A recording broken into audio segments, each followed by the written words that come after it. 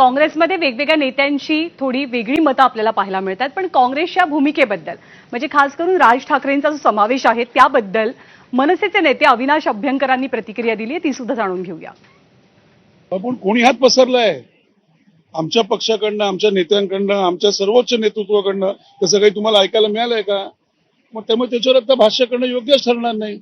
आमच्याकरता राजसाहेब ठाकरे जो निर्णय घेतील त्यावर उत्तमरित्या काम करणं हेच एक आहे. त्यांच्याकडे कोणी गेलंय का? न जाताच त्याचं काही बोलत असतील तर आता काय बोलणार याच्यावरती?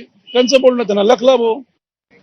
आणि दिवसभरातल्या प्रत्येक राजकीय घडामोडीवरती अगदी आवर्जून भाष्य करणाऱ्या संजय राऊतांनी मात्र या प्रसंगावरती किंवा या टिप्पणीवरती काँग्रेस नेत्यांच्या काहीशी सावध भूमिका घेतली आहे.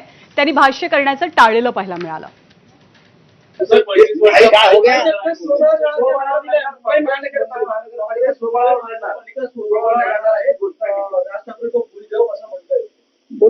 बोलू द्या.